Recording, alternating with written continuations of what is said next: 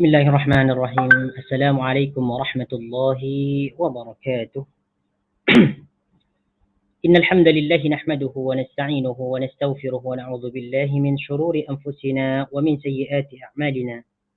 من يهده الله فلا مضل له ومن يضلله فلا هادي له.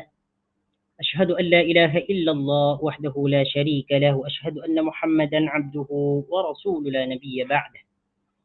اللهم صل وسلم على نبينا محمد وعلى آل محمد كما صليت على إبراهيم وعلى آل إبراهيم إنك حميد مجيد. وبارك على محمد وعلى آل محمد كما باركت على إبراهيم وعلى آل إبراهيم إنك حميد مجيد. اللهم لا سهل إلا ما جعلته سهلا وتجعل الحزن إذا شئت سهلا. رب اشرح لي صدري ويسر لي أمري واحلل عقدة من لساني يفقه قولي أما بعد. Ikhwani wa akhwati fillah azani Allah wa iyyakum, tuan-tuan puan-puan yang dirahmati oleh Allah Subhanahu wa taala. Insyaallah taala pada kesempatan kali ini kita akan sambung pelajaran kita tentang kitab Syama'ilun Nabi sallallahu alaihi wasallam, iaitu tentang personaliti Nabi, kepribadian Nabi sallallahu alaihi wasallam yang berkaitan dengan sifat-sifat Nabi, sama ada dari bentuk khuluqiyah atau khalqiyah, bentuk akhlak dan kejadian Nabi sallallahu alaihi wasallam. Ikhwani wa akhwati fillah azani Allah wa iyyakum, bagi yang mempunyai buku terjemahan, silakan antum boleh buka muka surat yang ke-147. Ya, muka surat yang ke-147, hadis yang ke-127. Kalau dalam Kalau dalam buku terjemahan dia hadis yang ke-127. Adapun dalam kitab yang asli originalnya dia muka surat yang ke berapa ini ya? Muka surat yang ke-169, iaitu hadis yang ke-131. Jadi beza dia. Kalau dalam buku aslinya ni hadis yang ke-131, kalau dalam terjemahan dia hadis yang ke-127. Sebab dalam terjemahan ini diringkas. Nah, baik.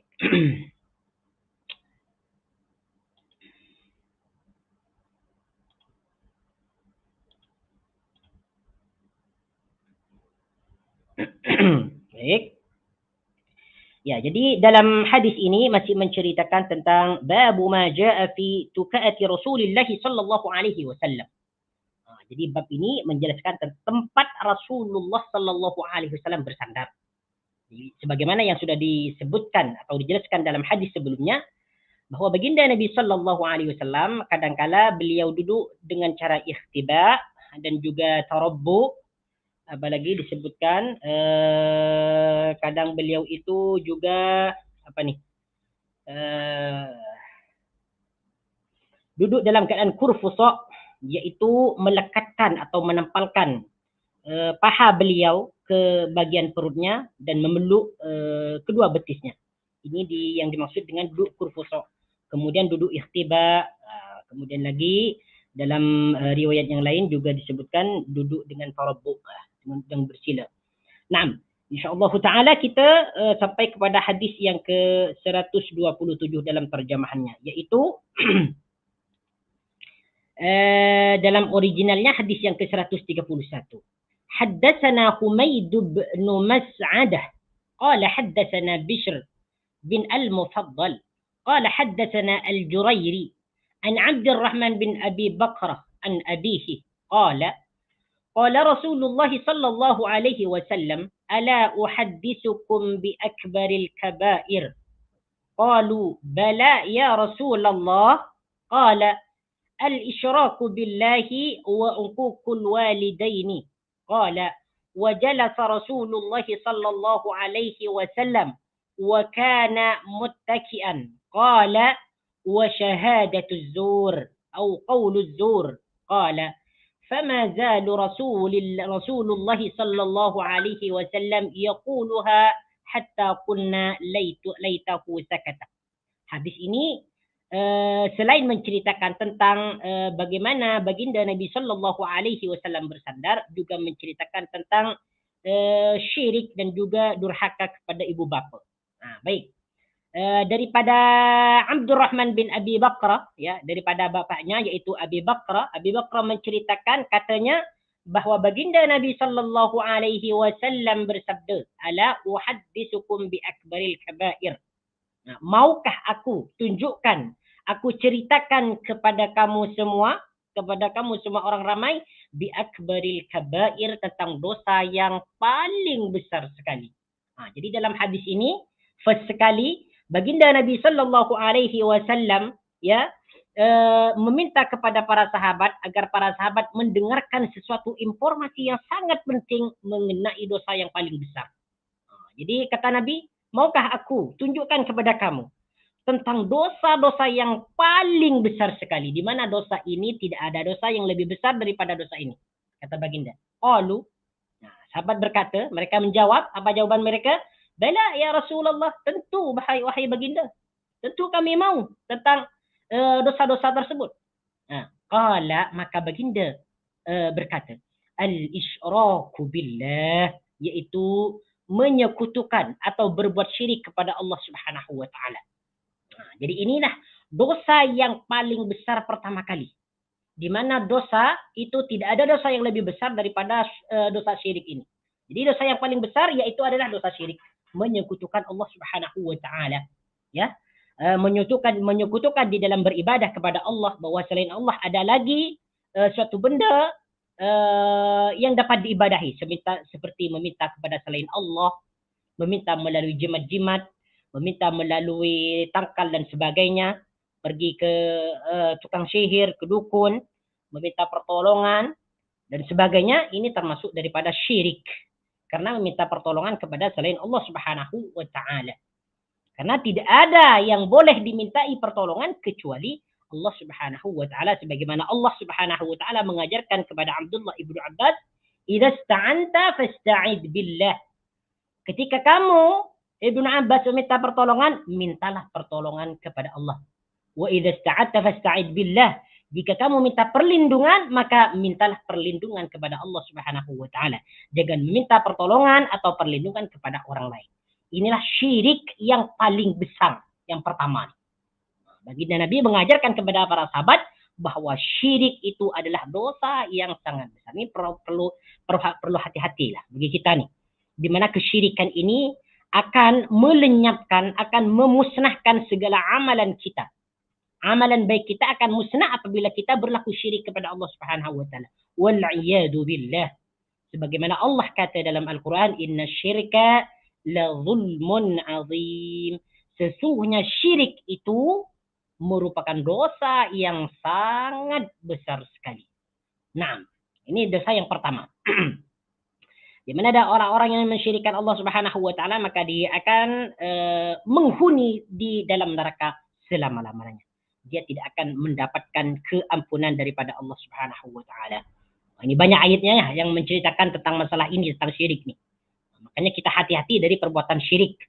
Ya, walaupun syirik kecil seperti riya dan sebagainya, kita harus menjauhi daripada syirik ini.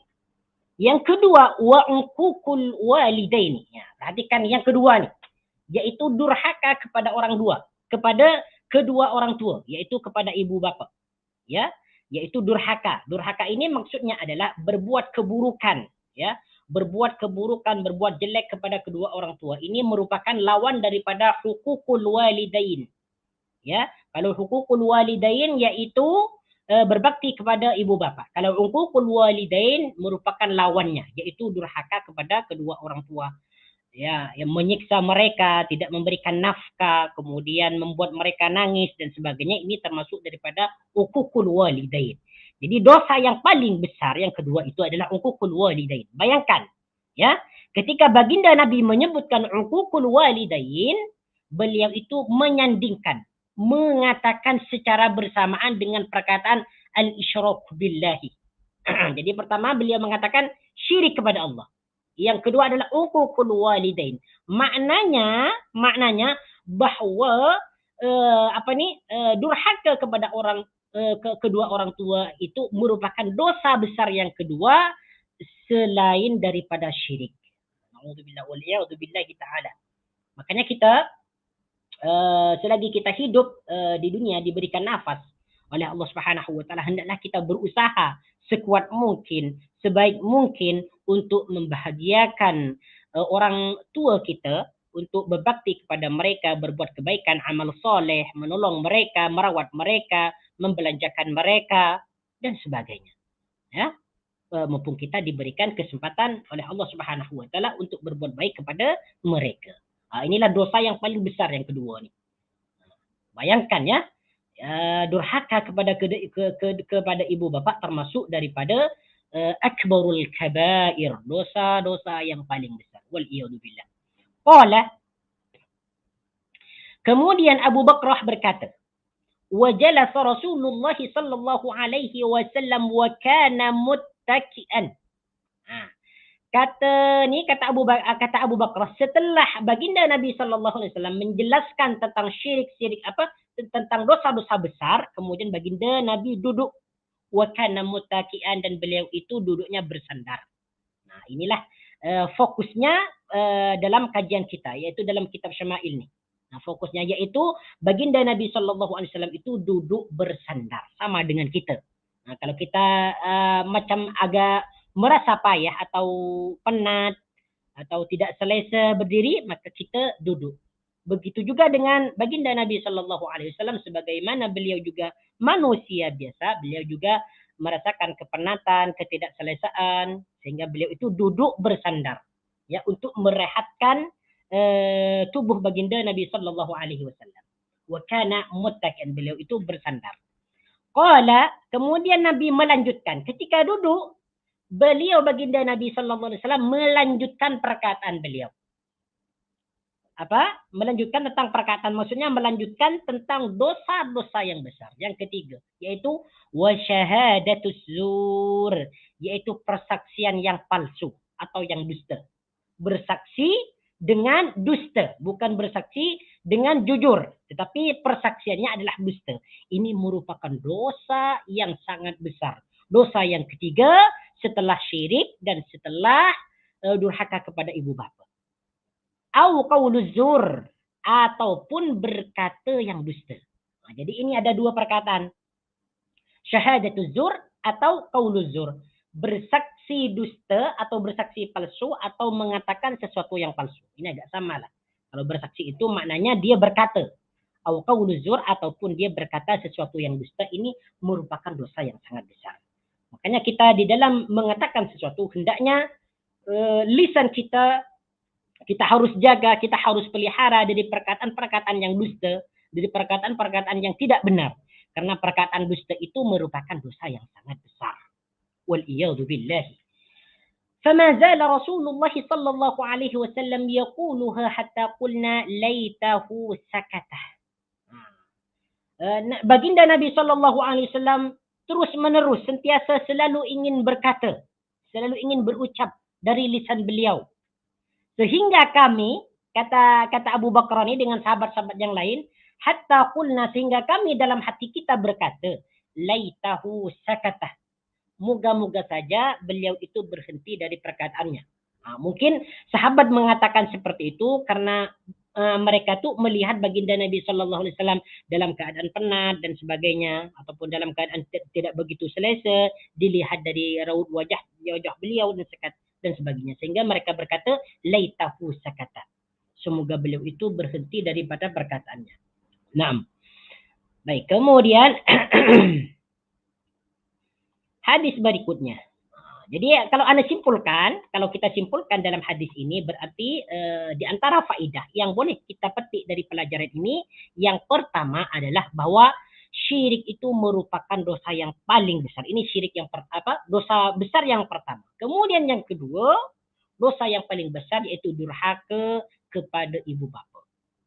Kemudian yang ketiga adalah syahadatuz zur atau qauluz zur, yaitu persaksian yang palsu atau perkataan yang palsu. Kemudian dalam hadis ini juga kita memetik pelajaran bahwa baginda Nabi sallallahu alaihi wasallam ketika duduk beliau itu bersandar. Ya, bersandar. Sebagaimana sudah dijelaskan dalam hadis sebelumnya bahwa baginda ketika duduk yaitu bersandar ke atas bantal, dan bantal itu diletakkan di bagian kiri baginda Nabi sallallahu alaihi wasallam. Nah, kemudian hadis berikutnya. Hadis berikutnya hadis yang ke-132. Ini masih menceritakan tentang tempat bersandarnya baginda Nabi sallallahu alaihi wasallam.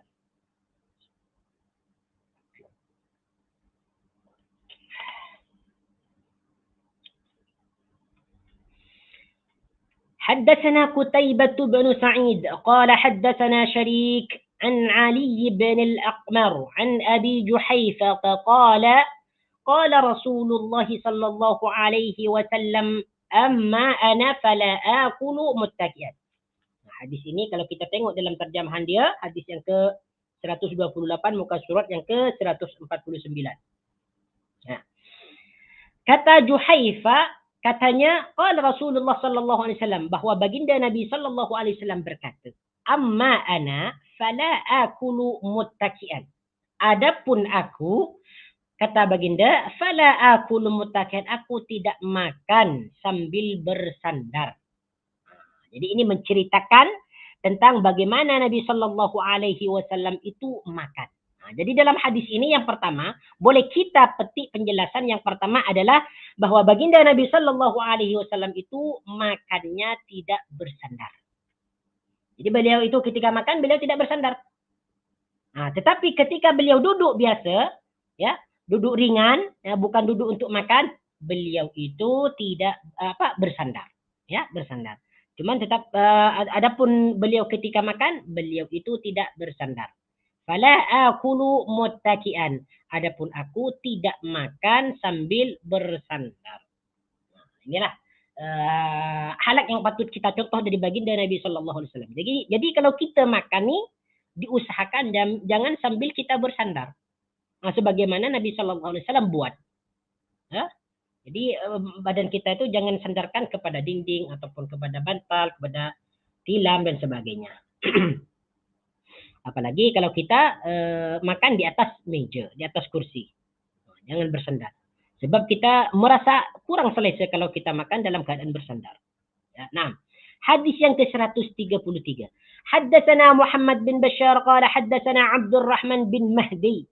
قال حدثنا سفيان عن علي بن الأكمر قال سمعت أبا جحيفة يقول قال رسول الله صلى الله عليه وسلم لا آكل متكئا.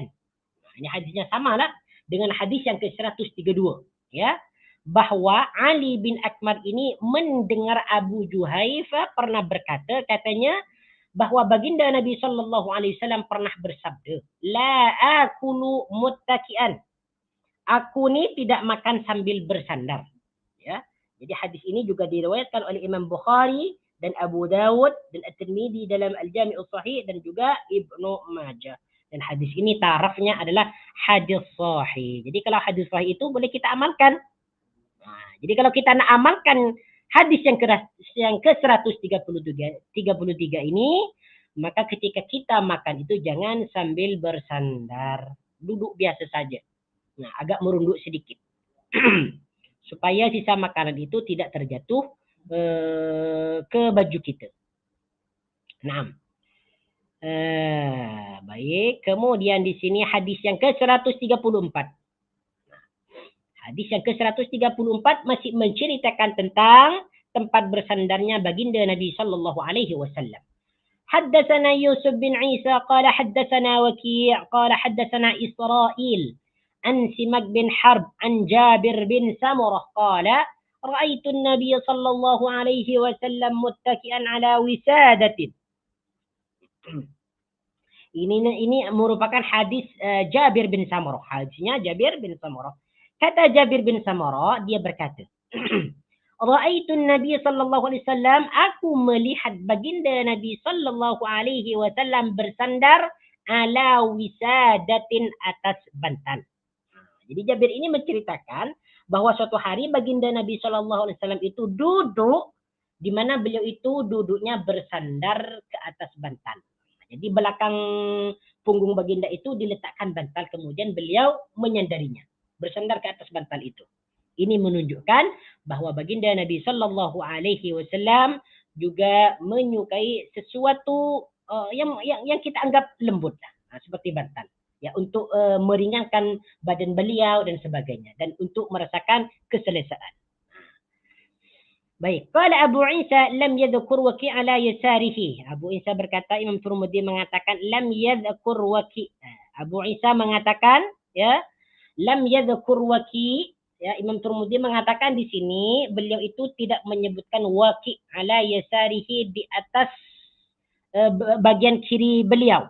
Ya, jadi dalam dalam hadis ini tidak disebutkan ala wisadatin ala yasarihi. Ya, jadi ala yasarihi ini tidak disebutkan dalam hadis ini. Kecuali hadis yang diriwayatkan oleh Ishaq bin Mansur an Israel. Baik. Ini sebenarnya sudah disebutkan ya, sudah disebutkan. Baik. Nah, ini dah habislah. Mengenai hadis tentang tempat bersandarnya baginda Nabi Sallallahu Alaihi Wasallam ini telah habislah, dah tamat dah. Kemudian kita pindah kepada bab yang ke-23, bab ma jaa fi ittikai Rasulillah sallallahu alaihi wasallam. Bab yang ke-23 ini yaitu menjelaskan tentang cara baginda Nabi sallallahu alaihi wasallam itu bersandar. Kalau tadi itu menjelaskan tentang tempat bersandarnya baginda. Bab yang ke-23 ini menjelaskan tentang bagaimana baginda Nabi Sallallahu Alaihi Wasallam itu bersandar. Nah, tengok nih. Hadis yang pertama yang menjelaskan tentang bagaimana cara Rasulullah Sallallahu Alaihi Wasallam bersandar. Hadis yang ke-135. Nah, kalau kita tengok dalam terjemahan dia, hadis yang ke-131. Nah, hadis ini adalah hadisnya Anas bin Malik. حدثنا عبد الله بن عبد الرحمن قال حدثنا عمرو بن عاصم قال حدثنا حماد بن سلامة عن حميد عن أنس أن النبي صلى الله عليه وسلم كان شاكيا فخرج يتوكأ على أسامة بن زيد وعليه ثوب قطري قد توشح به فصلى بهم. Hadis ini sudah dijelaskan pada hadis-hadis yang terdahulu ya. Nah, cuman ini diulang lagi. Ini karena hadis ini menjelaskan tentang bagaimana cara Nabi itu bersandar. Daripada Anas, katanya sesungguhnya Nabi Sallallahu Alaihi Wasallam kana syakian. Baginda suatu hari itu sakit. Syakian ini maknanya sakit. Fakharaja yatawakka'u ala Usama bin Zaid. Kemudian baginda itu keluar dengan bersandar kepada Usamah bin Zaid. Jadi ini ketika baginda Nabi Sallallahu Alaihi Wasallam itu sakit, tidak boleh berjalan dengan biasanya, ya, maka beliau itu ketika berjalan bersandar kepada bahunya Usamah bin Zaid. Usamah bin Zaid, Masya Allah, Tabarakar Rahman. Usamah bin Zaid. Wa alaihi thawbun qitriyun qad tawashshaha bihi fa shalla bihim. Wa alaihi thawbul qitri, dan ketika itu baginda menggunakan kain qitri. Ya, kain yang dibuat daripada yang dicelup dengan warna merah, kain kitri. Ya, kain kitri qad tawashshaha bihi fa shalla bihim, di mana kain kitri tersebut diselempangkan di atas bahu beliau, diselempangkan seperti ini, jadi dipakai di atas bahunya, fa shalla bihim, kemudian baginda itu salat berjamaah bersama sahabat. Jadi dalam hadis ini yang pertama bahwa baginda Nabi Sallallahu Alaihi Wasallam itu pernah sakit. Nah, ketika sakit itu beliau tidak dapat berjalan dengan semestinya, dengan seperti biasanya.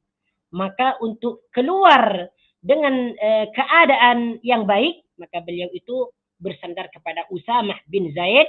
Ketika itu baginda menggunakan atau memakai baju kitri, kain kitri yang diselempangkan di atas bahunya, kemudian beliau itu salat berjamaah bersama sahabat. Ya.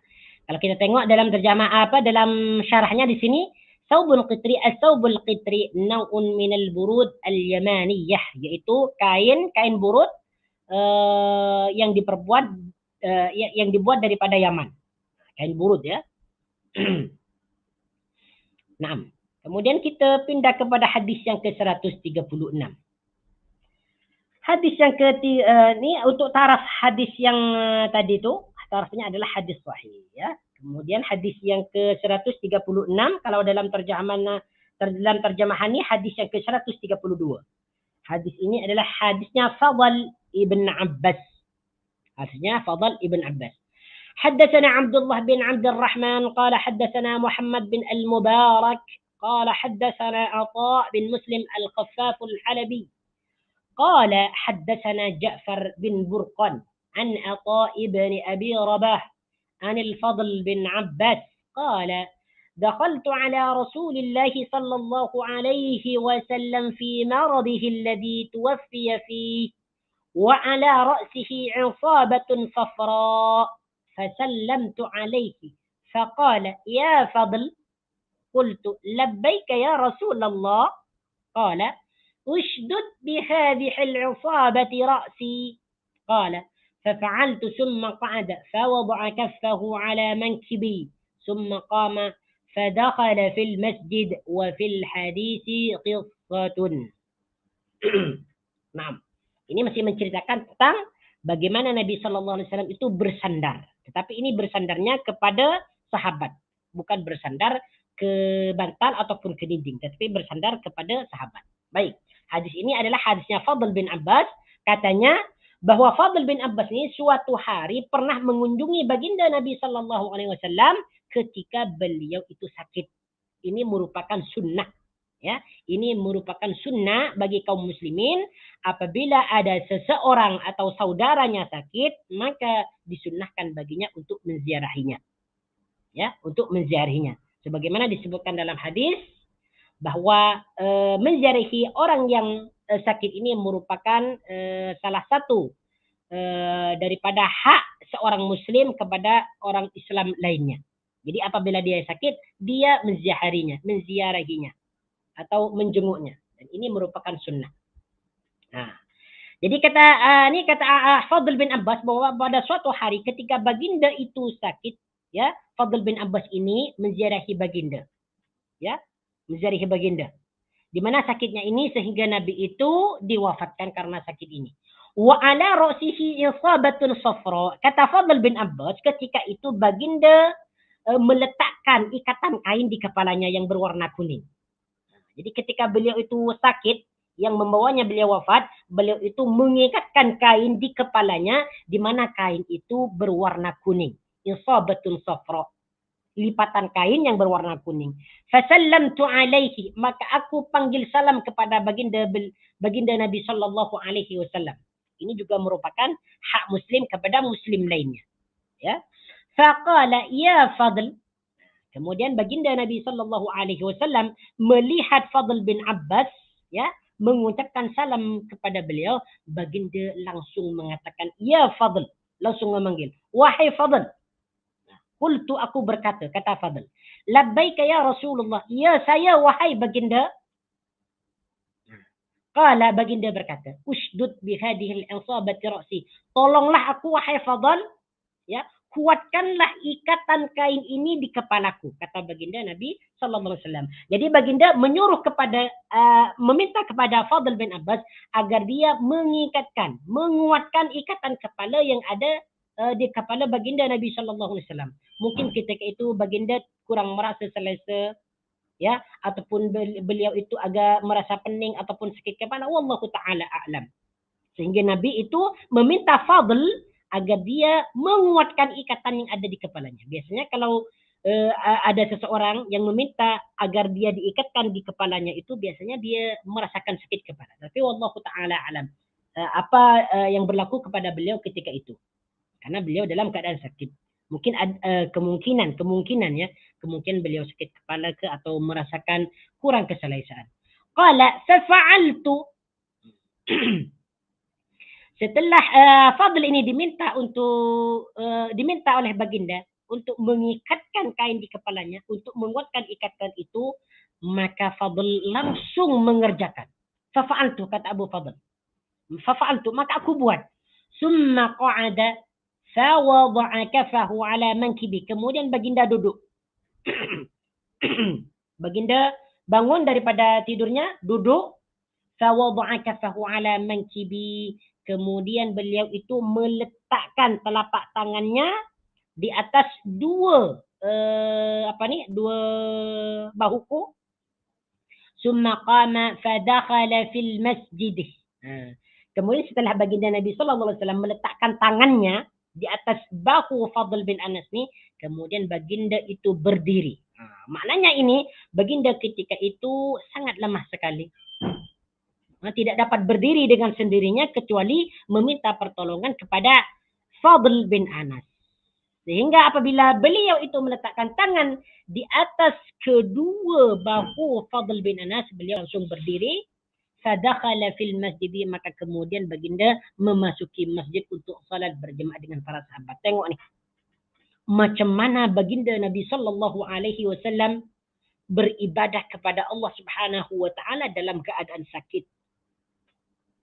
Walaupun baginda itu ketika itu sakit, beliau tetap istiqamah datang ke masjid untuk bersalat jemaah dengan para sahabat.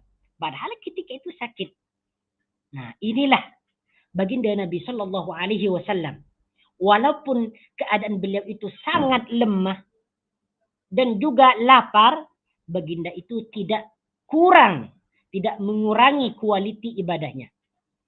Tetap sebagaimana beliau itu beribadah sebiasanya.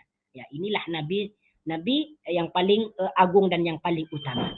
Istiqamah di dalam beribadah kepada Allah Subhanahu wa taala, walaupun sakit, walaupun lapar, tidak mengurangi kualiti ibadah baginda Nabi sallallahu alaihi wasallam. Dan ini merupakan contoh yang harus kita ikuti lah, yang harus kita buat. Walaupun bagi orang yang sakit itu mempunyai keringanan untuk salat sebagaimana dia mampu. Kalau dia sakit dan tidak boleh salat berdiri, boleh salat duduk. Kalau tak boleh salat duduk, boleh berbaring. Kalau tak boleh berbaring, dengan isyarat dan sebagainya. Ini keringanan lah. Inilah hadis yang ke-136 yang menceritakan tentang bagaimana baginda Nabi sallallahu alaihi wasallam itu bersandar. Jadi Nabi ini bersandar di di belakang punggung Fadl bin Anas. Baik. Baik, tajuk yang ke-24. Kita pindah sekarang. باب ما جاء في صفة أكل رسول الله صلى الله عليه وسلم. Yaitu tajuk yang menceritakan, yang menjelaskan tentang bagaimana cara baginda Nabi sallallahu alaihi wasallam itu makan. Ini menceritakan tentang bagaimana Nabi sallallahu alaihi wasallam itu makan. Jadi sahabat itu merekodkan cara makan baginda. Karena cara makan baginda itu merupakan wahyu. Ya, merupakan sunnah. Jadi mesti kita ikutilah bagaimana beliau itu cara makan. Hadis yang pertama yaitu hadis yang ke-137 yang menjelaskan tentang cara atau sifat baginda Nabi sallallahu alaihi wasallam itu makan.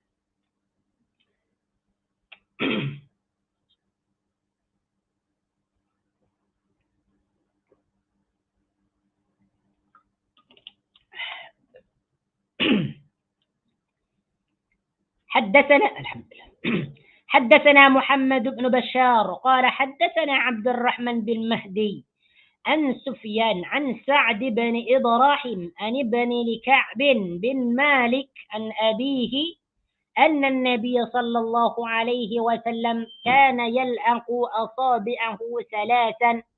قال أبو عيسى وروى غير محمد بن بشار هذا الحديث قال يلعق أصابعه الثلاثة.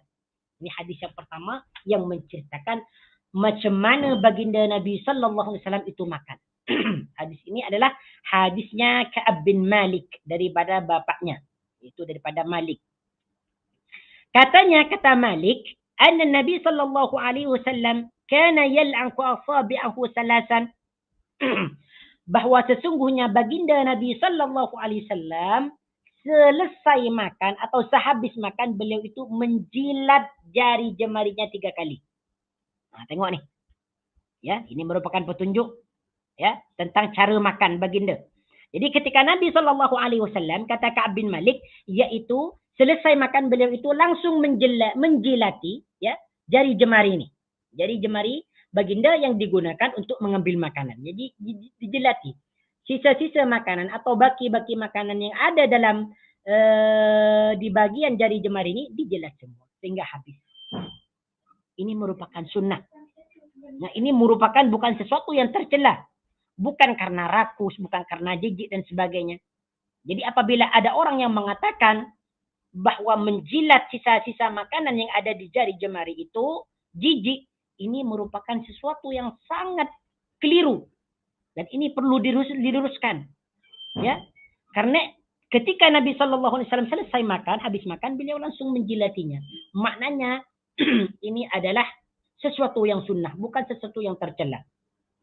Nah, sebabnya kadang kita nih mengira nih, kadang orang yang makan lalu menjilati jari jemarinya karena ada sisa makan, seakan-akan kita memandang itu rendah, memandang bahwa orang itu adalah rakus, jijik dan sebagainya. Ini bukan kejijikan, ini bukan kerasukan, kerakusan, tetapi ini adalah sesuatu yang dianjurkan oleh baginda Nabi Shallallahu Alaihi Wasallam karena ini adalah perbuatan sunnah. Ya, sebab dalam makanan itu terdapat keberkatan dan tidak ada yang mengetahui mana makanan yang ada keberkatan. Makanya semua makanan itu dihabiskan. Butiran-butiran yang jatuh itu diambil. Nah, karena kita tidak tahu keberkahan makanan itu ada di mana. Nah. Jadi qala Abu Isa wa ghairu Muhammad bin Bashar hadzal hadis. Selain daripada Muhammad bin Bashar meriwayatkan hadis ini dengan redaksi yal'aqu asabi'ahu as-salasah. Ya. Dalam hadis yang lain kata Abu Isa, selain hadis yang diriwayatkan oleh Muhammad bin Bashar, bahwasanya yal'aqu asabi'ahu as-salasah. Baginda Nabi sallallahu alaihi wasallam itu menjilat ya ketiga-tiga jarinya yang digunakan untuk mengambil makanan. Sebab baginda Nabi sallallahu alaihi wasallam itu juga makan dengan menggunakan 3 jari, yaitu ibu jari, jari telunjuk, kemudian jari tengah. Pada suatu waktu jadi 3 jarinya nih selepas dia makan langsung dijilatin. Dihabiskan semua. Ini merupakan sunnah, ya, merupakan sunnah. Jadi bagi kita yang sudah tahu tentang hadis ini, maka sangat pantas sekali, ya, sangat baik sekali untuk diamalkan. Nah, kalau kita mengamalkan hadis ini, insya Allah kita akan mendapatkan pahala. Karena kita meniatkan untuk mengikuti baginda Nabi Shallallahu Alaihi Wasallam. Baik. Ya, sebagaimana yang sudah disebutkan di sini, yal'aqu asabi'ahu salasah. Baginda Nabi Shallallahu Alaihi Wasallam itu memakan dengan menggunakan 3 jari. Ya, 3 jari, ibu jari, jari telunjuk, kemudian jari tengah. Nah, apakah kita tidak boleh makan dengan semua jari? Boleh. Ya, makan dengan 3 jari ini, ya, yaitu memakan makanan yang boleh kita gunakan menggunakan 3 jari, boleh. Seperti kita makan roti ataupun makan buah-buahan yang size-nya kecil dan sebagainya, boleh kita menggunakan 3 jari. 3 jari. Kalau kita makan nasi, tidak mungkin kita menggunakan 3 jari. Kalau kita menggunakan 3 jari, maka nasinya akan jatuh. Bagaimana sebaiknya? Kita menggunakan semua jari. Yang dimaksud baginda Nabi Shallallahu Alaihi Wasallam itu menggunakan 3 jari, yaitu apabila makanan tersebut boleh diambil dengan 3 jari. Jadi Rasulullah mengambilnya dengan 3 jari. Oke, kita tengok nih. Dalam syarahannya, hadal hadis mutadamminun adabaini min adabi aklihi. Hadis ini ya mengandungi 2 adab dalam cara makannya baginda Nabi Shallallahu Alaihi Wasallam. Yang pertama, al-aklu bi asabi'a salasin. Yang pertama itu makan dengan 3 jari. Ya, makan 3 jari. Ya, yaitu jari ibu jari, kemudian jari telunjuk, kemudian jari tengah. Ya, ini fahuwa min adabi ta'ami al-mustahabbati. Ini merupakan cara makan yang dianjurkan. Ya. Zakaru ba'du syurrah anna al-akla bil asabi'i salasi yakunu fil akli al-mutamasik alladhi yumkinu lil akili ay yaqbidahu bi asabi'ihi salasati. Ya. Sebagian pensyarah, sebagian ulama yang mensyarahkan hadis tadi yang memakan dengan 3 jari itu apabila dia mengambil makanan yang boleh diambil dengan 3 jari. Boleh. Dianjurkan. Ya. أما إذا كان الطعام متناثرا فلا حرج في أن يأكله بأصابعه الأربع أو الخمس إن احتاج إلى ذلك. Adapun makanan yang tidak dapat diambil dengan 3 jari, melainkan dia harus diambil dengan 4 jari, dengan 5 jari, ini tidak mengapa. Fala haraj, tidak ada dosa. Ya. Kemudian adab yang kedua, al-adabus tsani la'qul asabi'i ba'da al-faraghi min at-ta'ami tamaman, yaitu menjilati jari jemari setelah selesai makan. La asna'i ta'am, bukan di pertengahan makan. Jadi yang disebut dalam hadis tadi itu tentang menjilat jari jemari ya, selesai makan, itu menjilatinya apabila orang tersebut sudah habis makan, sudah selesai makan dengan sempurna. Dia tidak mau makan lagi. Nah, kemudian dia menjilati jarinya. Bukan dia menjilati jarinya ketika dia sedang makan, bukan. Tetapi selesai makan, baru dijilati ya. Nah. لأنه قد يتأذى به من يأكل معه والحكمة في ذلك هي تحري بركة الطعام. Hikmahnya ya, sebagaimana disebutkan oleh syarih dalam hadis ini, hikmahnya kenapa kita harus menjilati sisa-sisa makanan yang ada di jemari-jemari kita, yaitu untuk menjaga keberkatan makanan. Karena kita tidak mengetahui di mana makanan yang berkat itu. Adakah makanan yang sudah kita makan dalam pinggan itu, ataupun sebutir makanan yang terdapat dalam jari jemari kita. Kita tidak mengetahui. Ya, kita tidak mengetahui. Bahkan jika ada makanan yang jatuh, maka kita dianjurkan untuk mengambilnya kembali dan membuang kotoran-kotoran yang melekat di makanan tersebut. Sebagaimana disebutkan dalam Sahih Muslim daripada hadisnya Anas bin Malik, ya. أن رسول الله صلى الله عليه وسلم كان إذا أكل طعاما لئق أصابعه الثلاثة. Dalam hadis riwayat Imam Muslim daripada Anas bahwa baginda Nabi sallallahu alaihi wasallam ketika makan la'iq asabi'ahu thalatha, beliau itu menjilati jari jemarinya yang 3. Yaitu ibu jari, jari telunjuk dan jari tengah. Dijilati semua habis makan. Waqala, dan beliau berkata, idza saqatat luqmatu ahadikum falyumit anha al-adha.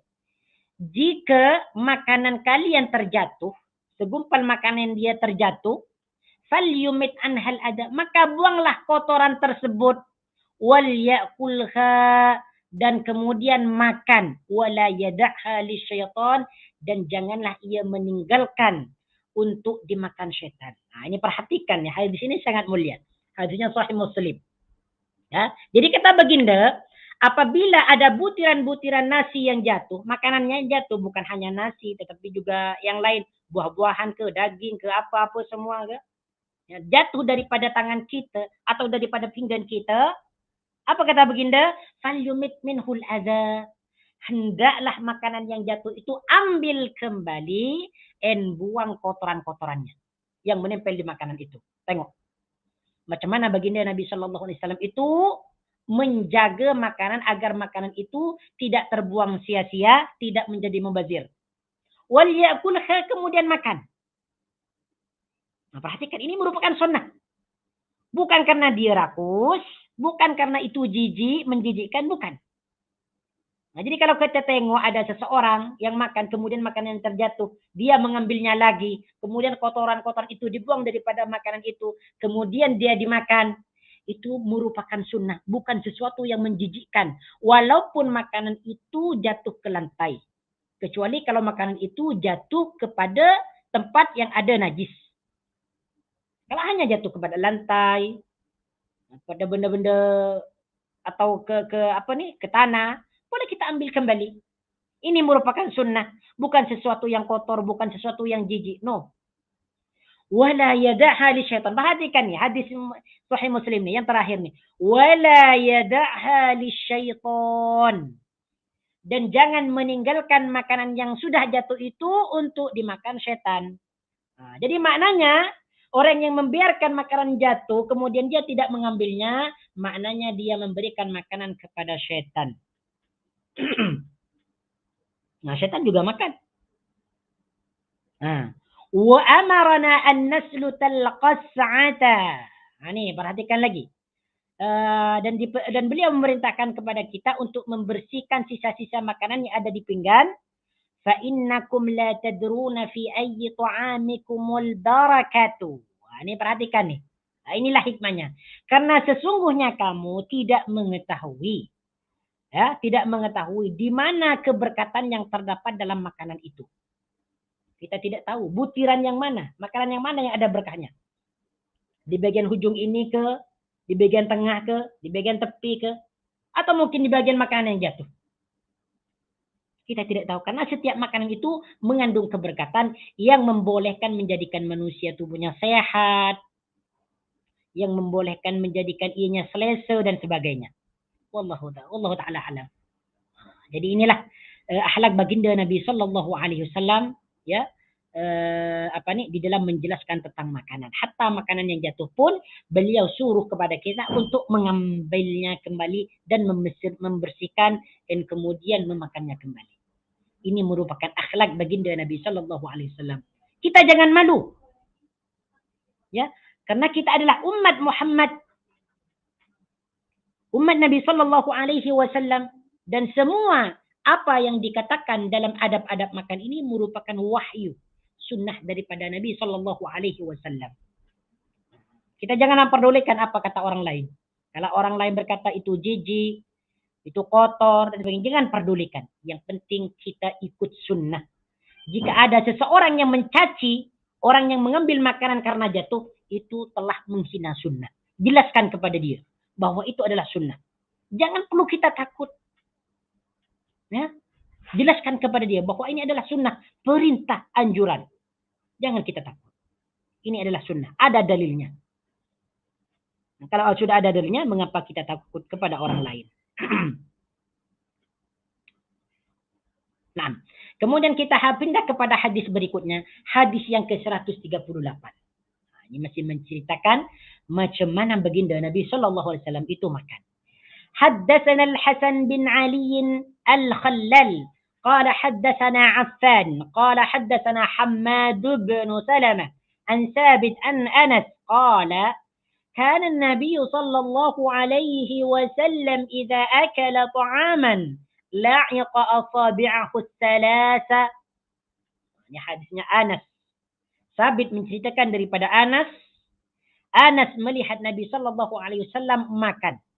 Kata Anas, baginda Nabi sallallahu alaihi wasallam ketika beliau makan, la'iqa asabi'ahu salasa, beliau itu menjilati jari jemarinya yang tiga. Jari-jarinya yang tiga, yaitu ibu jari, jari telunjuk dan jari tengah. Ini cara Nabi sallallahu alaihi wasallam makan, dan ini sudah dijelaskan dalam hadis yang tadi itu, ya. Baik, sekarang kita langsung pindah kepada hadis yang ke-139. Hadis yang ke-139 ini merupakan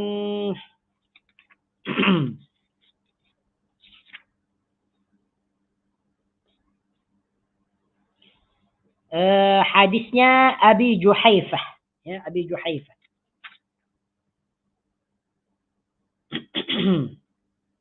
Nah, kalau kita tengok dalam terjemahan dia, yaitu hadis yang ke-135.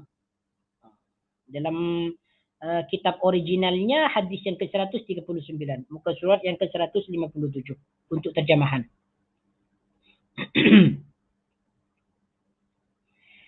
حدثنا الحسين بن علي بن يزيد السدائي البودادي قال حدثنا يعقوب بن إسحاق يعني الحضرمي قال حدثنا شعبة عن سفيان الثوري عن علي بن الأقمر عن أبي جحيفة قال النبي صلى الله عليه وسلم أما أنا فلا آكل متكئا. Ini sudah dijelaskan dalam hadis sebelumnya. Ini cara makan baginda Nabi sallallahu alaihi wasallam. Daripada Abu Juhaifah katanya bahwa Nabi sallallahu alaihi wasallam pernah bersabda, "Amma ana fala akulu muttaki'an." Adapun aku tidak makan sambil bersandar. Ini sudah dijelaskan dalam hadis sebelumnya ya, bahwa hadis ini menjelaskan Nabi Shallallahu Alaihi Wasallam makan tidak sambil bersandar. Hadis yang ke-140. Hadis yang ke-140 ini sama dengan hadis yang ke-139. Sekarang kita langsung kepada hadis yang ke-141. Haddatsana Harun bin Ishaq Al-Hamdani قال حدثنا عبدة بن سليمان عن هشام بن عروة عن ابن لكعب بن مالك عن أبيه قال كان رسول الله صلى الله عليه وسلم يأكل بأصابعه الثلاث ويلعنقهن. Daripada Ka'ab bin Malik, dia berkata Malik, kana Rasulullah sallallahu alaihi wasallam ya'kulu bi asabihi thalath, bahwa baginda Nabi sallallahu alaihi wasallam makan dengan 3 jarinya, yaitu ibu jari, jari telunjuk dan jari tengah, wa yal'anquhunna, kemudian beliau itu menjilatinya. Jadi dalam hadis ini menceritakan bahwa baginda Nabi sallallahu alaihi wasallam, kata Ka'ab bin Malik, ketika baginda makan itu menggunakan 3 jari sahaja. Nah, selepas makan, selesai makan, wa yal'anquhunna, beliau itu menjilatinya. Menjilati sisa makanan yang ada di 3 jari tersebut. Dan ini sudah dijelaskan dalam hadis sebelumnya. Baik, hadis yang ke-142.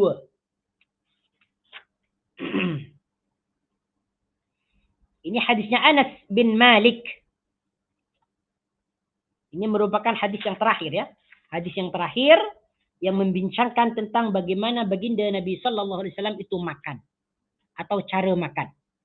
Haddatsana Ahmad bin Mani' qala haddatsana Al-Fadl bin Dukayn qala haddatsana Mus'ab bin Sulaim qala sami'tu Anas bin Malik yaqul utiya Rasulullah sallallahu alaihi wasallam bitamrin fara'aituhu ya'kulu wa huwa muqin minal ju'. Ini hadisnya Anas bin Malik.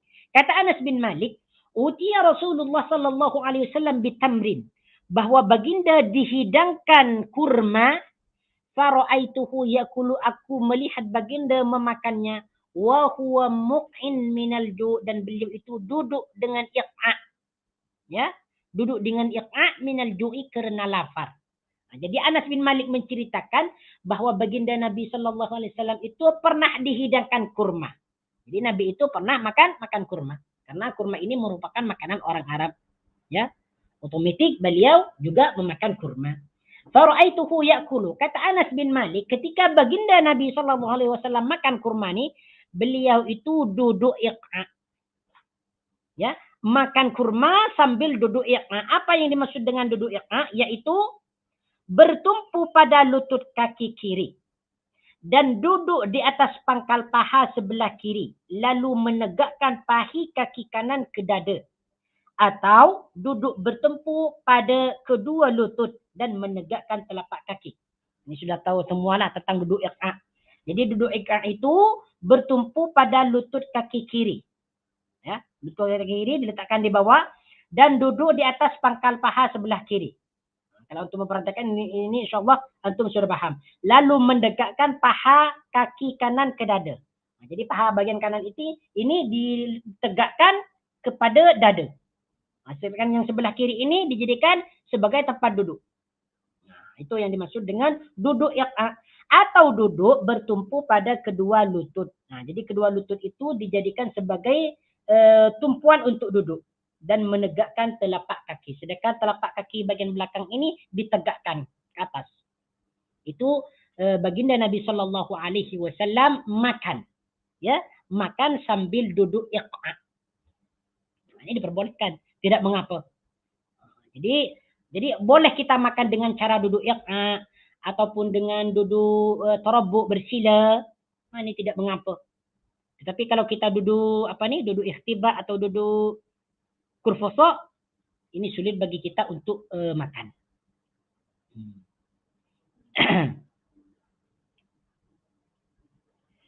Baik. Kemudian kita pindah kepada tajuk yang ke-25, yaitu babu ma jaa fi sifati khubzi Rasulullah sallallahu alaihi wasallam. tajuk yang menjelaskan tentang sifat atau keadaan roti yang dimakan baginda Nabi Shallallahu Alaihi Wasallam. Jadi tajuk yang ke-25 ini membincangkan tentang sifat atau bentuk roti yang dimakan baginda Nabi Shallallahu Alaihi Wasallam. Nah, rotinya ini seperti apa? Roti yang dimakan baginda ini terbuat dari apa? Ini akan dijelaskan dalam hadis ini. Ya, baik. Hadis yang pertama yaitu hadis yang ke-143. Masya Allah, kita sudah sampai kepada hadis yang ke-143. Padahal ini pertemuannya, ya, pertemuan yang keberapa? Yang ke-8 ya. Insya Allah kalau tak silap yang ke-8. Kalau kita tengok dalam terjemahan dia, yaitu hadis yang ke-138. 138. Yaitu muka surat yang ke-161. Ya, jenis roti baginda Nabi sallallahu alaihi wasallam. حدثنا محمد بن المثنى ومحمد بن بشار قال حدثنا محمد بن جعفر قال حدثنا شعبة عن أبي إسحاق قال سمعت عبد الرحمن بن يزيد يحدث عن الأسود بن يزيد عن عائشة أنها قالت ما شبع آل محمد صلى الله عليه وسلم من خبز الشعير يومين متتابعين حتى كبد رسول الله صلى الله عليه وسلم. ما شاء الله تبارك الرحمن. Ini hadisnya Aisyah. Ya, Aisyah menceritakan, katanya, masyabi'a alu Muhammadin. Keluarga Nabi Muhammad sallallahu alaihi wasallam ini tidak pernah merasa kenyang. Min khubzis syairi, daripada roti yang dibuat daripada gandum. Gandum syair ini dia gandum, tetapi kualitinya sangat rendah. Ya, jadi roti yang dimakan oleh baginda itu biasanya roti yang terbuat daripada gandum syair, yaitu kualitinya rendah, tak begitu cantik. Ya, yaumaini mutatabi'aini, selama 2 hari berturutan, hatta kubida Rasulullah sallallahu alaihi wasallam, sehingga baginda Nabi diwafatkan. Nah, tengok nih. Tengok dalam hadis ini. Jadi kata Aisyah merupakan keluarga Nabi, merupakan istri yang tercinta. Dia menceritakan bagaimana keluarga baginda itu tidak pernah merasa kenyang makan roti yang terbuat daripada gandum selama 2 hari.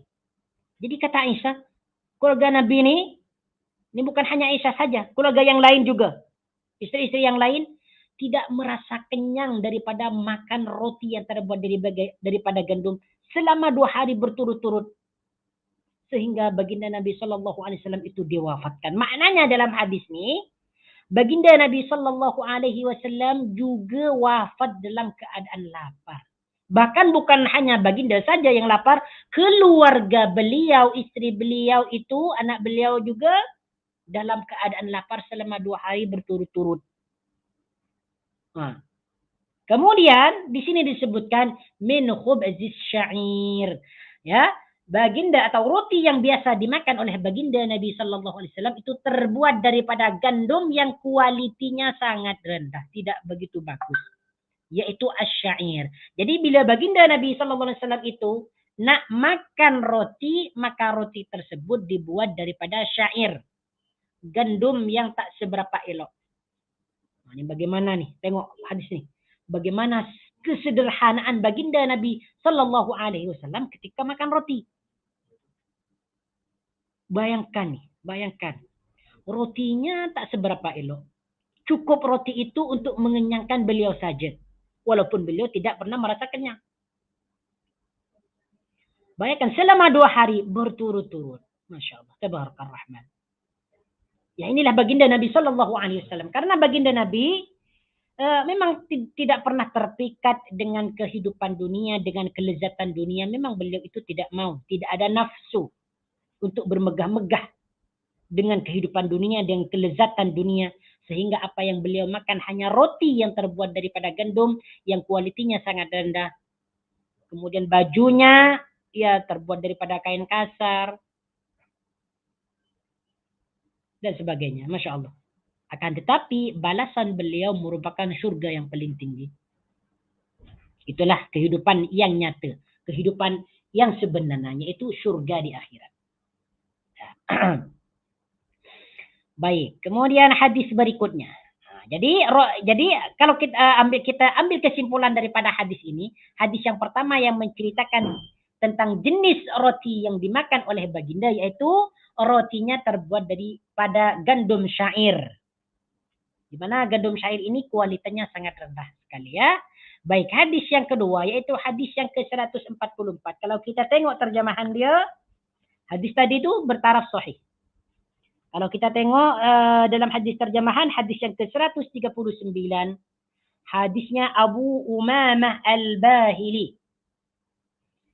حدثنا عباس بن محمد الدوري قال حدثنا يحيى بن أبي بكير قال حدثنا حريز بن عثمان عن سليم بن عامر قال سمعت أبا أمامة الباهلي يقول ما كان يفضل عن أهل بيت رسول الله صلى الله عليه وسلم خبز الشعير. ما شاء الله تبارك الرحمن. Kalau kita cerita tentang makanan nih, kita ni semua kita makan. Apa-apa ada semua makan. Hari ini makan ini, malam nanti makan itu, esoknya berubah lagi makanan ini, esok lusa berubah lagi makanan. Jadi begitu banyak makanan yang kita makan untuk memuaskan kemahuan kita, hasrat kita, nafsu kita. Kalau kita tengok bagaimana tentang kehidupan baginda Nabi Sallallahu Alaihi Wasallam yang sangat sederhana sekali ini. Bagaimana kita nak contohkan baginda Nabi Sallallahu Alaihi Wasallam ni? Sedangkan pada zaman ini semua makanan telah ada. Kalau kita tak makan, macam tak puas hati. Setiap hari makan ini, tak pernah berubah. Macam kita bosan dan sebagainya. Yang penting kita bersyukur kepada Allah Subhanahu Wa Taala. Tidak mengapa kita makan semua makanan yang ada, karena itu merupakan nikmat dan kurnia daripada Allah Subhanahu Wa Taala. Yang penting kita jangan sampai lupa kepada yang memberi, kepada Ar-Razzaq Ar-Razik, kepada Al-Karim Al-Jawad, kepada Ar-Rahman Ar-Rahim. Jangan lupa kita bersyukur kepada Allah Subhanahu Wa Taala dan kita niatkan ianya sebagai sesuatu yang mendukung kita dalam meningkatkan kualiti ibadah kita kepada Allah Subhanahu Wa Taala. Jangan hanya kita kumpulkan semua makanan lalu kita tidur. Setelah tidur kita tidak begitu memperbaiki ibadah kita dan sebagainya. Dan ini yang kita tidak mau. Ataupun berlomba-lomba dalam makanan. Makanan yang paling sedap, yang paling enak dan sebagainya. Yang itu tak boleh lah. Nih, hadis yang ke-144 nih. Aba Umamah Al-Bahili ini menceritakan, Sulaim bin Amir ini menceritakan tentang perkataan Aba Umamah yang menjelaskan tentang makanan baginda Nabi Sallallahu Alaihi Wasallam. Kata Umamah Al-Bahili, "Ma kana yafdulu an ahli baiti Rasulillah sallallahu alaihi wasallam khubzus sya'ir."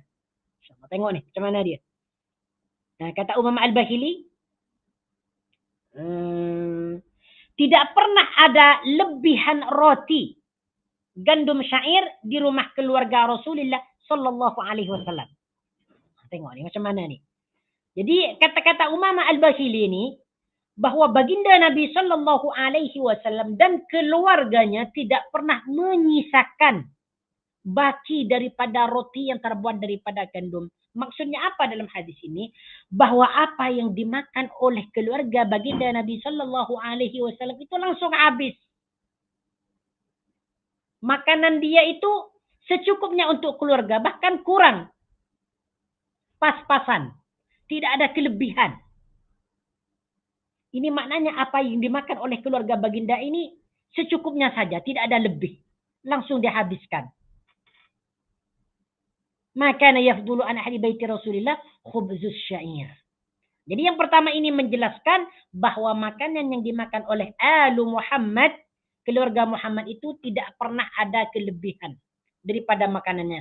Yang kedua, yang biasa dimakan oleh mereka adalah khubzus syair, roti yang terbuat daripada gandum syair yang kualitinya tidak seberapa elok. Jadi bukan hanya Nabi Sallallahu Alaihi Wasallam saja yang makan roti seperti itu. Tetapi keluarga baginda juga memakan roti yang terbuat dari gandum yang kualitinya tidak begitu baik. Jadi apa yang dimakan baginda juga dimakan oleh keluarganya. Hah? Baik nih, kita tengok dalam hadis yang lain nih, yang dibawakan oleh Syekh Abdul Razak. Hadis ini diriwayatkan oleh Imam Bukhari dan hadis ini adalah hadisnya Aisyah. Aisyah menceritakan annaha qalat dakhalat imra'atun ma'aha ibnatani laha tas'al. Kata Aisyah, ada seorang perempuan yang membawa dua anak perempuannya. Laha tas'alu, dia meminta makanan. Falam tajid indi syai'an ghaira tamratin fa'a'taituha iyyaha. Kata Aisyah, aku ni tak mempunyai makanan, ya, kecuali kurma saja. Kemudian aku memberikan kurma itu kepada perempuan itu. Faqasamatha baina ibnataiha wa lam ta'kul minha. Kemudian kurma yang diberikan itu dibagi-bagi kepada dua anak tersebut. Walam ta'kul minha, sedangkan si perempuan tadi itu tidak memakannya. Ya, tengok nih. Ini menunjukkan tentang kasih sayang seorang ibu kepada dua anak.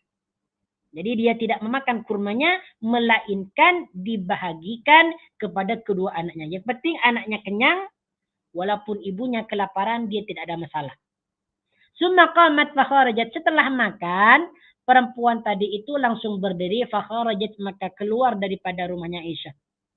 Nah, setelah mereka ni keluar, fadakhala Nabi sallallahu alaihi wasallam alaina fa akhbartuhu. Kata Aisyah, Nabi pun datang memasuki rumah kita. Fa akhbartuhu, maka aku menceritakan sesuatu yang berlaku sebelumnya, yaitu tentang kedatangan seorang perempuan dengan kedua anaknya. Faqala, maka baginda Nabi sallallahu alaihi wasallam mendengar tentang apa yang dikhabarkan oleh Aisyah, langsung berkata, manibtuliya min hadhil banati bi syai'in kunna lahu sitran minan nar. Sesiapa yang dicoba atau diberikan cobaan dengan anak-anak ini, kunna, maksudnya anak-anak perempuan tadi, kunna lahu sitran minan nar, maka mereka itu menjadi tabir, menjadi penghalang atau penyelamat minan nari, daripada api neraka. Jadi anak-anak perempuan itu merupakan penyelamat bagi orang tuanya. Ini juga disebutkan dalam hadis yang lain tentang keutamaan anak-anak perempuan. Nah, jadi seseorang yang mempunyai anak-anak perempuan itu, maka mereka itu juga memberikan menjadi tabir atau penyelamat bagi orang tuanya nanti di hari kiamat. Penyelamat daripada api neraka. Ini memang ada dalam hadisnya, dan hadisnya hadis sahih. Hadis sahih. Baik, hadis yang ke-145. Ya. Ini masih menceritakan tentang jenis roti yang dimakan oleh baginda Nabi sallallahu alaihi wasallam. حدثنا عبد الله بن معاوية الجمهي قال حدثنا ثابت بن زيد عن هلال ابن خباب عن إكرمة عن ابن عباس قال كان رسول الله صلى الله عليه وسلم يبيت الليالي المتتابعة طاويا هو وأهله لا يجدون عشاء وكان أكثر خبزهم خبز الشعير. ما شاء الله تبارك الرحمن. Kalau kita tengok ni dalam terjemahan dia, yaitu hadis yang ke-140. Yaitu hadisnya Abdullah ibn Abbas. Dan hadis ini bertaraf sahih. Ikrimah menceritakan daripada Ibnu Abbas. Ikrimah ini merupakan tabi'in, sedangkan Abdullah ibn Abbas merupakan sahabat. Ibnu Abbas mengatakan, kana Rasulullah sallallahu alaihi wasallam yabitul layali, bahwa baginda Nabi sallallahu alaihi wasallam dan keluarganya berada dalam beberapa malam dalam keadaan lapar. Jadi maksudnya baginda Nabi sallallahu alaihi wasallam dan keluarganya itu berada dalam beberapa malam dalam keadaan lapar. Mereka itu bermalam-malam ni tak dapat makan, tidak mempunyai apa yang untuk dimakan. La yajiduna asya'an, tidak mempunyai makan untuk dimakan. La yajiduna asya'an, tidak mendapatkan makanan. wa kana aktsaru khubzihim khubz asy-sya'ir. Nih tengok nih. Jadi yang pertama itu dalam hadis ini menceritakan bahwa baginda itu selama bermalam-malam beserta keluarganya itu dalam keadaan lapar, tidak menemukan sesuatu untuk dimakan. Wa kana aktsaruhum khubzihim khubz as-sa'ir. Dan kebanyakan makanan mereka itu adalah khubz as-sa'ir, roti yang dibuat daripada gandum syair yang kualitinya sangat rendah sekali. Inilah roti yang dimakan oleh baginda beserta keluarganya. Roti gandum. Ya, roti gandum. Ini kurang lebih sama lah dengan sebelumnya tadi tuh. Baik, kita pindah kepada hadis yang ke-146. Nah, nih. Hadis ini merupakan hadis Sahal bin Sa'ad. Dan tarafnya adalah hadis tarafnya sahih. Bertaraf sahih ya. Status dia adalah sahih.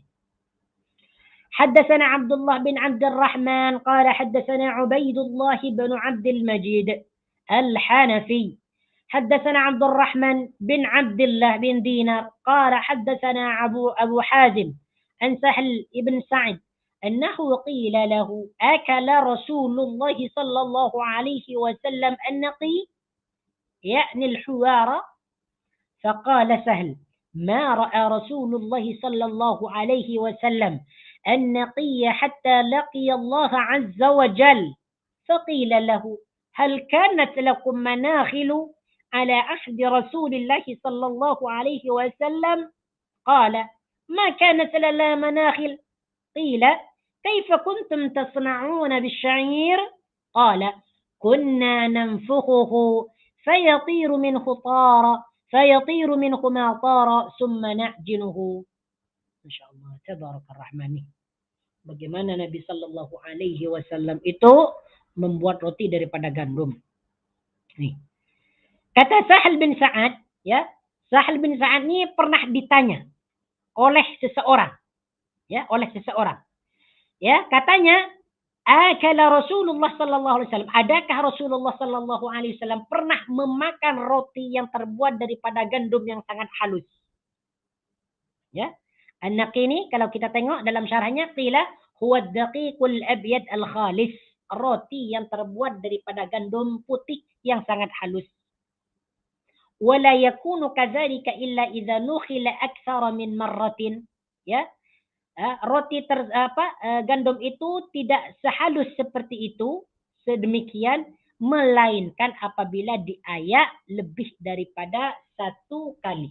Atau disaring lebih daripada satu kali. Jadi yang dimaksud dengan an-naqi ini, dia adalah roti yang dibuat daripada gandum yang dihaluskan. Yang dihaluskan, di mana gandum itu sangat putih sekali, halus. Nah, untuk membuat gandum an-naqi ini, dia harus diayak dan disaring beberapa kali. Sehingga dia menghasilkan gandum yang sangat halus. Jadi ada seorang sahabat bertanya kepada Sahal bin Sa'id, adakah Rasulullah SAW ini pernah makan roti yang dibuat dari gandum yang sangat halus, yang berwarna putih? Yakni al-huwara. Faqala Sahal, maka apa jawaban Sahal? Ma ra'a Rasulullah sallallahu alaihi wasallam an-naqiyya hatta laqiyahu Allah azza wa jalla. Kata Sahal, baginda Nabi sallallahu alaihi wasallam tidak pernah melihat an-naqi, yaitu roti yang dibuat daripada gandum yang sangat halus sehingga beliau itu menjumpai Allah Subhanahu wa taala. Jadi kata Sahal, Nabi pun tak pernah melihat roti seperti itu. Roti yang sangat halus. Ya? Tidak pernah melihat, apalagi makan. Nah, tidak pernah melihat. Ma ra'a Rasulullah sallallahu alaihi wasallam an-naqi.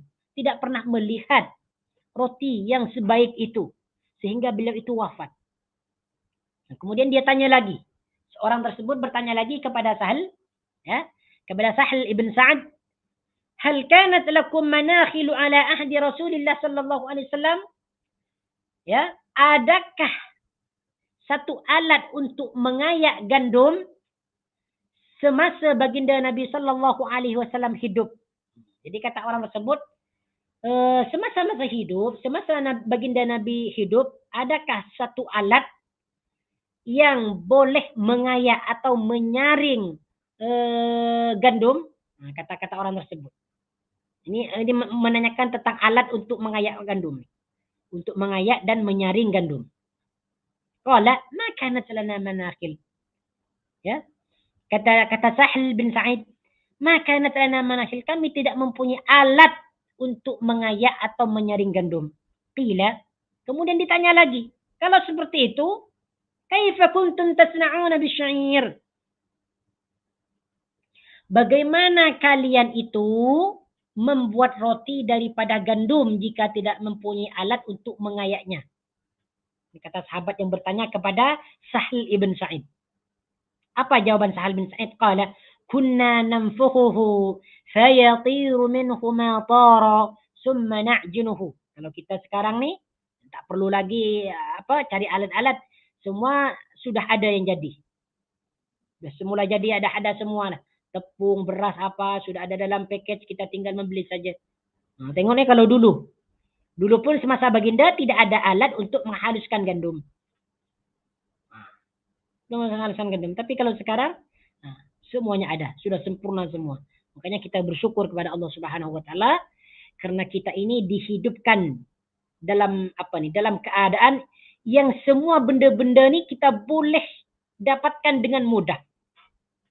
Kita tinggal membeli online, booking online, atau kita datang kedai, menggunakan kad, semuanya kita dapat dengan mudah. Langsung kita masak, makan. Ataupun kalau kita tak nak masak, kita langsung pergi kedai, langsung beli, kenyang, kita bayar, semua beres, kita balik. Nah, dulu macam mana nih? Jadi ditanya, kaifa kuntum tasna'una bisy'ir? Macam mana kalian itu membuat roti daripada gandum syair? Macam mana kalau tidak diayak? Nah, kata seorang sahabat nih, qala, kata-kata tabi'in ke atau sahabat Allah taala alam. Qala, dia berkata, kunna nanfuhuhu, kami meniupnya. Fayatiru minhu ma tara, maka hilanglah kotoran-kotoran atau kulit gandum itu, summa na'jinuhu, kemudian kami mengadunkannya. Jadi kata sahabat tu, kami itu meniup gandum-gandum tersebut. Mungkin setelah setelah dihancurkan mungkin, lalu ditiup tanpa disaring, ditiup menggunakan mulut lah, ditiup sehingga kulitnya, kotorannya itu hilang daripada gandum-gandum yang telah dihancurkan tersebut. Summa nu'jinuhu, setelah ditiup kami baru mengadunkannya, memberikan air, kemudian membentuknya roti, kemudian kami memasaknya. Ini kata para sahabat. Ya, ini dulu kesederhanaan dulu ya, tidak ada apa-apa dulu. Tetapi yang terpenting adalah keimanan mereka, keimanan mereka, bagaimana mereka berjuang bersama Rasulullah Sallallahu Alaihi Wasallam, bagaimana mereka mati syahid, bagaimana mereka dijanjikan pahala surga. Kita ni walaupun semua ada, makanan semua ada, kita tidak mengetahui nasib kita macam mana nanti di akhirat. Apa yang kita makan ni semua akan ditanyakan oleh Allah Subhanahu wa taala. Dari mana harta yang kita dapatkan? Kenapa kamu makan sendirian? Tidakkah kamu melihat orang-orang miskin di sekitarmu? Ada janda, ada anak yatim dan sebagainya. Sedangkan kamu kenyang sendirian, makan sendirian, makanan sedap dan sebagainya. Kita akan ditanya oleh Allah Subhanahu wa taala tentang hal ini. Semoga kita ini dimudahkan hisabnya nanti di akhirat.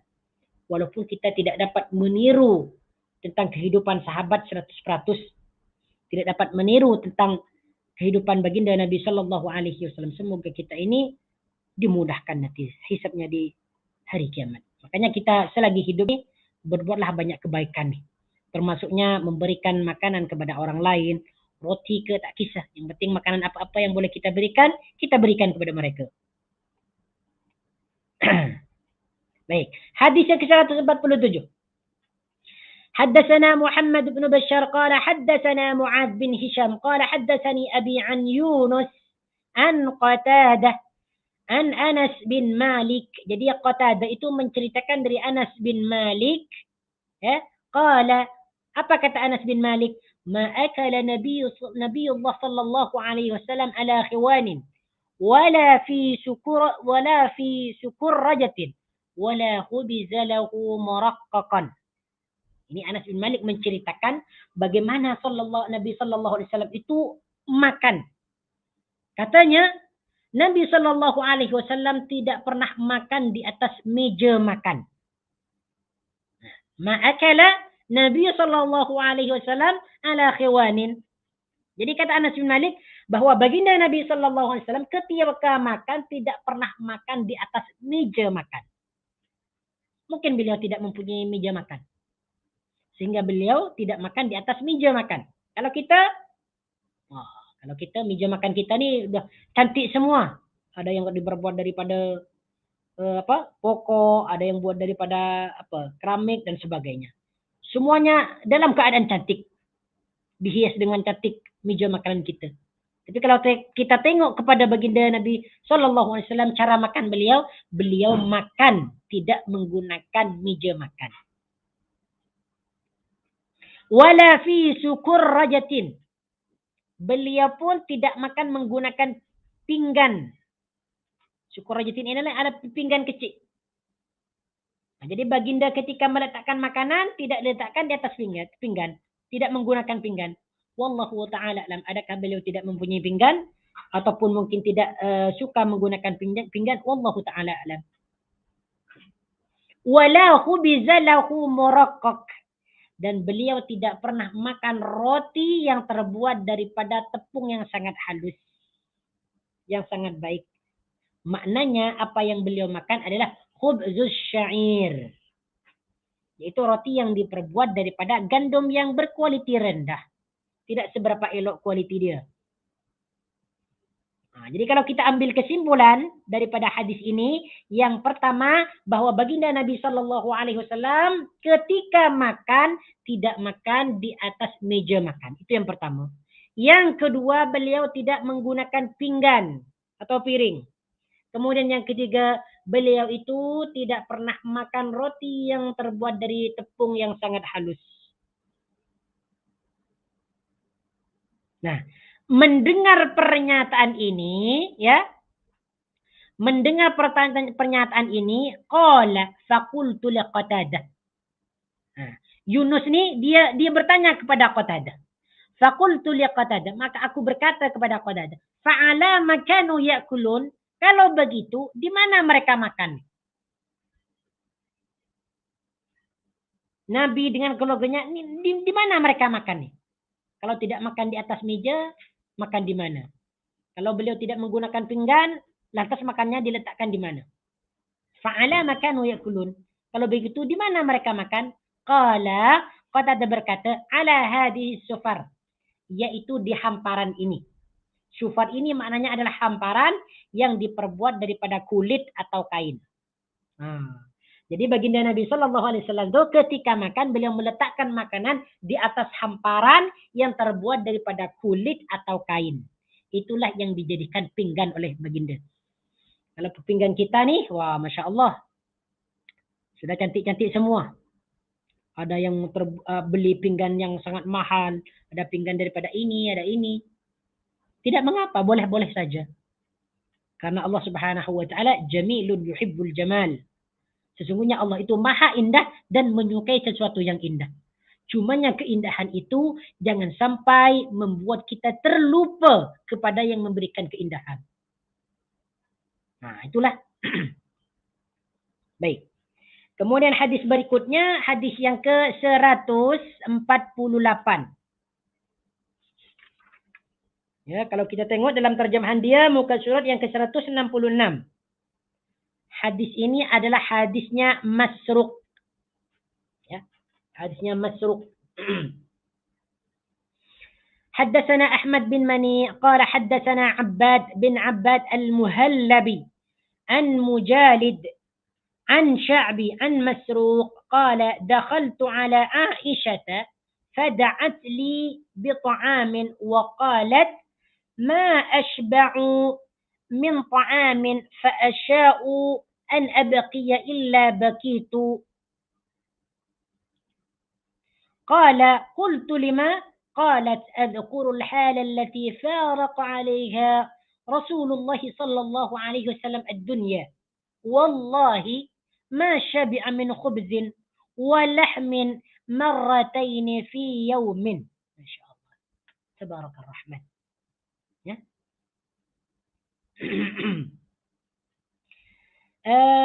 Jadi ini adalah hadisnya Masruq. Masruq ini merupakan seorang tabi'in ya, seorang kibarut tabi'in yang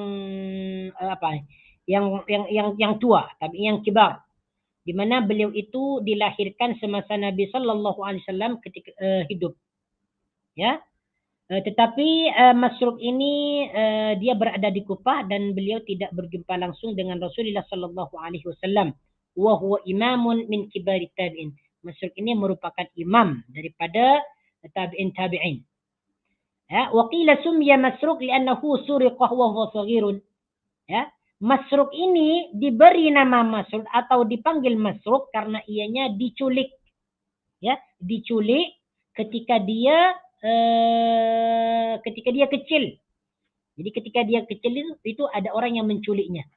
Summa wajaduhu ahluhu, kemudian keluarganya menemukannya. Jadi dinamakan Masruq. Diambil daripada isim maf'ul masruqun, yang diculik. Jadi masa-masa kecilnya dia diculik. Makanya dia dipanggil Masruq. Nah, kata Masruq ni, qala dakhaltu ala Aisyah. Aku pernah bertetamu, mengunjungi Aisyah. Fada'at li bi ta'amin, maka dia menghidangkan makanan untukku. Wa qalat, dan dia berkata, ma ashba'u min ta'amin, aku tidak pernah kenyang daripada makanan. Fa asya'u an abqiya illa baqitu. Ya, kalau kita tengok dalam terjemahnya, nih kata Aisyah, aku tidak pernah makan sehingga kenyang. Apabila dapat makan sehingga kenyang, aku selalu menangis semahuku. Ini kata Aisyah, aku ni tidak pernah merasa kenyang memakan makanan.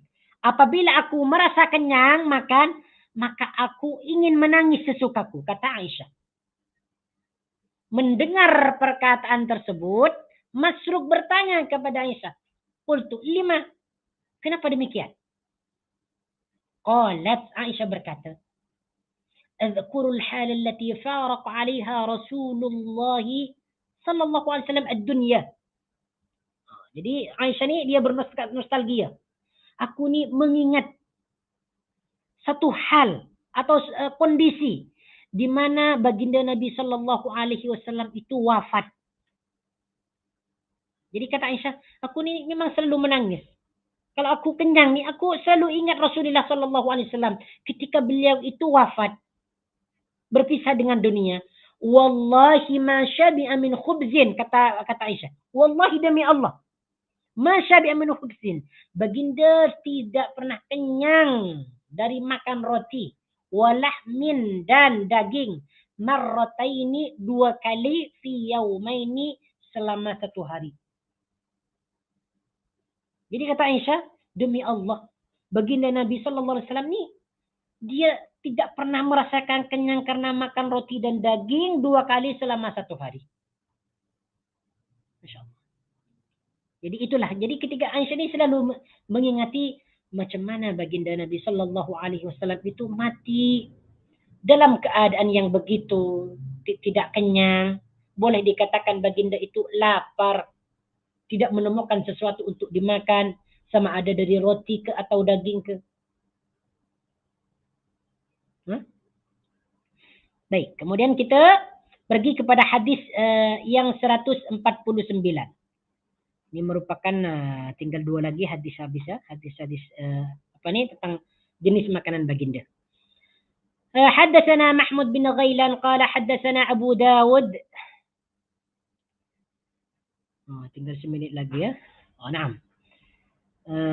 Ini hadis masih menceritakan tentang makanan baginda Nabi sallallahu alaihi wasallam.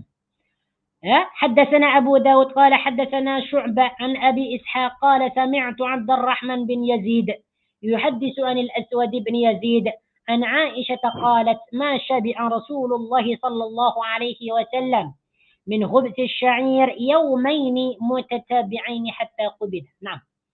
InsyaAllah Ta'ala kita akan sambung pada minggu hadapan. Masih ada 2 hadis lagi yang berkaitan dengan jenis makanan baginda Nabi sallallahu alaihi wasallam. InsyaAllah akan kita sambung pada minggu hadapan. Naam. هذا والله تعالى أعلم. أقول قولي هذا أستغفر الله العظيم لي ولكم. سبحانك اللهم وبحمدك أشهد أن لا إله إلا أنت أستغفرك وأتوب إليك. وصلى الله على سيدنا محمد وعلى آله وصحبه وبارك وسلم تسليما كثيرا والحمد لله رب العالمين. السلام عليكم ورحمة الله وبركاته.